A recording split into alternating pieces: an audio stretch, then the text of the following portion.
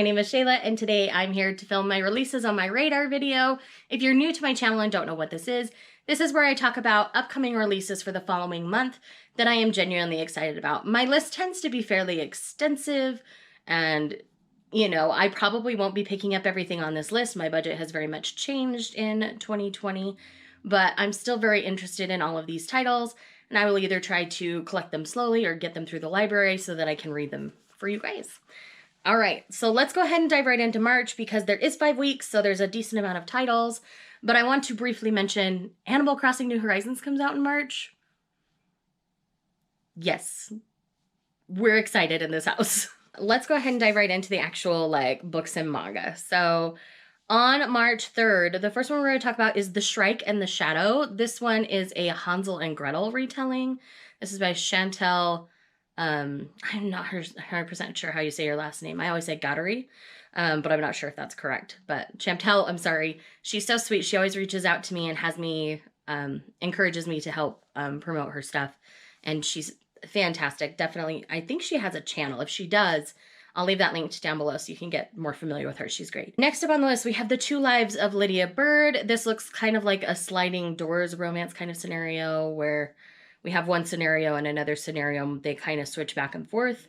That's about all I know about it. The next one on the list we have is House of Earth and Blood. This is the first book in the Crescent City series out by Sarah J. Maas. This one is an adult fantasy, so it'll be interesting to see what liberties she takes in an adult realm where she's previously written in a young adult realm, though the new branding for the Court of Thorns and Roses series is adult as well, so I'm interested to see how that is all going to play out. But I like her stuff, so I just tend to read them. Judge me all you want, but I like them. They're entertaining to me. Next on the list is we have The Midnight Lie by Marie Rudkowski. This is the same author that does the Winners trilogy, and we haven't seen anything from her since, so this is the first thing we're seeing, and it looks super interesting, so that's definitely on my list. Next up we have Anna K, which is Anna Karenina, and I believe it's got Korean elements to it. From what I remember, yes, Korean. If that's wrong, I'm very sorry. Then we'll jump into the manga for this week. First up, we have Daytime Shooting Star Volume 5, which you guys know that I'm a big fan of this series and that I'm not rooting for the age gap in this one. But yes, I'm genuinely excited to see what's going to happen in the series. After that, we have Love Me, Love Me Not by Ayo Sakisaka. This is a love square kind of situation, and I'm genuinely excited for you all to pick this up. There's a trope that comes into play at the end that I don't know how everybody's going to feel about it. I'm personally okay with it, but I want you guys to tell me your thoughts once you read it. So definitely pick this one up. The art is just as beautiful as Strobe Edge or Ao Haru Ride. It's the same mangaka. And yes, I want your thoughts. Then we have Snow White with the Red Hair Volume 6. This is a series that I'm wholly invested in. You guys know I love this so much. And if you don't necessarily want to collect the manga, because I know it's in the 20s, the anime is really solid and really well done for this one. Next up, we have Demon Prince of Momochi House, Volume 15, which is the penultimate volume. So it ends at Volume 16. This is the second to last volume, and I'm really interested to see how it's going to all wrap up. Last but not least is a new digital shoujo title, which is A Condition Called Love. This one just looks super cute, so I want to see what it's all about. Now let's go on to March 10th.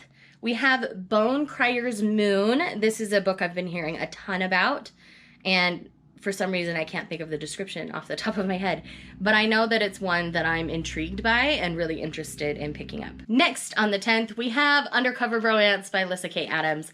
I know some people haven't loved this one as much as they loved Bromance Book Club, and I can understand why, but I really like Mac and Liv's relationship.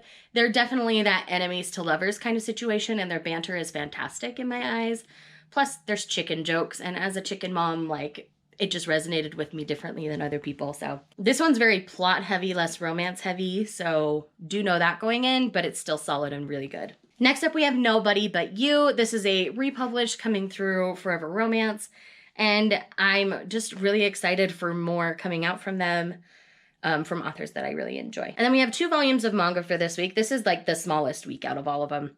The first one I have pre-ordered already.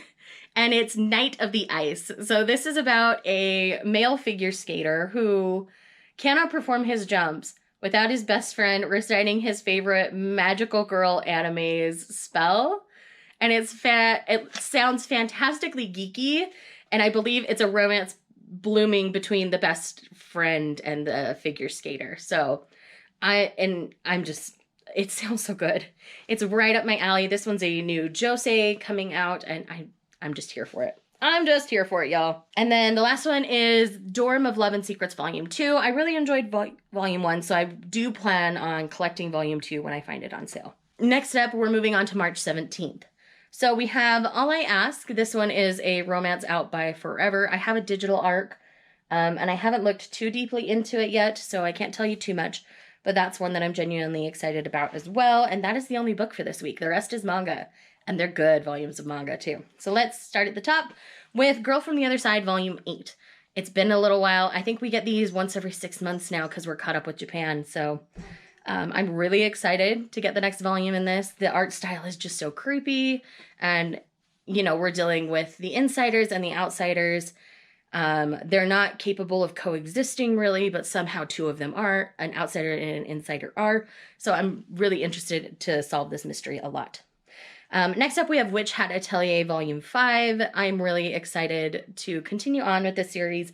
It's got a very mystical Ghibli style art, but the story is very like magic school Harry Potter feeling, but not Harry Potter. It's still very different, but I quite enjoy it. So there's definitely a dark undertone to the whole thing. So I'm really interested to see how things are going to continue. Next up, we have Beastars Volume 5.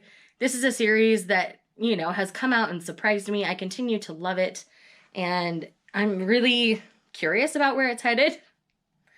Because if it's headed where I think it's headed, then there's going to be a romance between a rabbit and a wolf. So take that for what you will. Next up, we have Hatsuharu Volume 11. You guys know I love Hatsuharu, and I think it ends in 13 volumes. So we're getting close to the end, and I'm really intrigued to see how it's all going to wrap up. I like where it's going right now, so I want to see how it ends. Then we've got Sacrificial Princess and the King of Beasts Volume 9. You guys know I love this series, and this is a series that's so underrated. Essentially, we're following a young woman who's been raised her entire life to be the sacrifice to the King of Beasts, this kind of lion-headed man.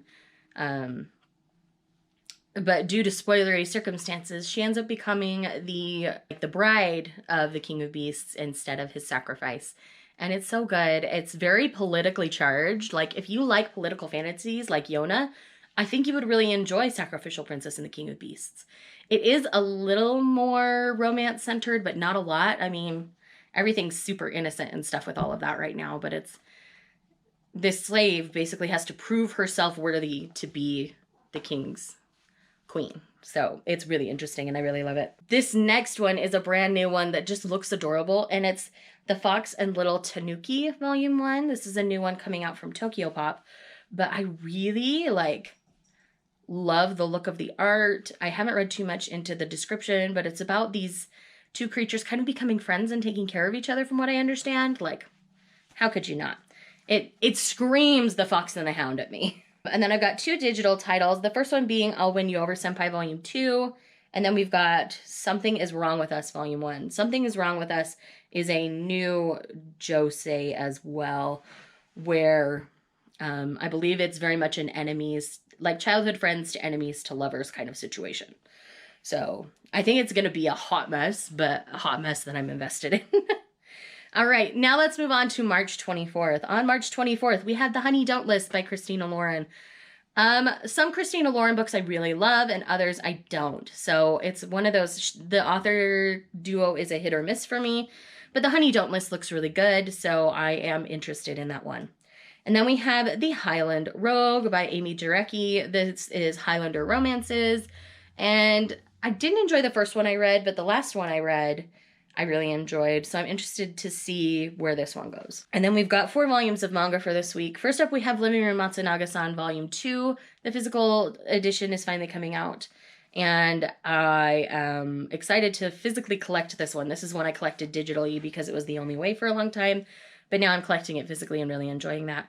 And then we have Yuzu the Pet Vet, which just looks absolutely adorable. The first volume's coming out on the 24th. And then we have Starcrossed, which again is another new shoujo. And then we've got Vampire Dormitory Volume 3, which I love Vampire Dormitory. It's weird and geeky and I just love it. So I'm really excited to see where Volume 3 goes. All right, and then we have March 31st, which of course is the last day of March, but we have releases for that week. So the first one is Can't Hurry Love. This is another romance being put out by Forever. This is another small town romance, if I remember correctly. And that's about all the information I've got right now. I do have a digital arc of this and will be reading it soon. So I'll tell you more thoughts once I've read it. And then we have Cowboy Come Home by Carly Bloom. They've been releasing or like sending out all of the previous stuff in the series. And this is like cowboy Texas kind of romances. And I'm really interested to see where this one goes. Then we have I'll Be Watching You, another one by Forever, but it's more of like a romantic suspense kind of situation. And then last for the books for this month is Fate by Helen Hart. This is book 13 in the Steele Brothers like saga novel series. This is technically going to be a prequel trilogy. This is the first one where we're following the Steele children's parents. So I'm really interested to see how this is all going to go down because there's a lot of things, like a lot of decisions that the Steele parents make that don't make sense to me. So I'm really interested to see why. So hopefully this trilogy will give us some answers. All right, let's move on to the manga for this week. So first up, we have Blank Canvas Volume 4. You know, I stan Akiko Higashimura forever. And yes, definitely excited for this one. This is her autobiography, essentially, so it's just one that I really enjoy. And then we have Fire in His Fingertips, Volume 1. Seven Seas was kind enough to send me a digital arc. You will hear my thoughts very soon in my wrap-up. But yes, this is a very spicy, very steamy series. It's technically in their Ghost Ship imprint, so it's more like hentai, but geared towards women, so I have thoughts. I'll share them later. And then we have 2 digital volumes that I'm excited about. First is Let's Kiss in Secret Tomorrow, Volume 2. This was one of my favorite new digital series that I started in February. And then I have A Sign of Affection, Volume 1. It just looks super adorable. And so it's one that if I find it on sale, I'll probably pick it up and enjoy it that way. So friends, those are the upcoming releases in March. I know I just kind of quick fired them at you, but that's kind of how I do these because there's always so many titles I'm excited about.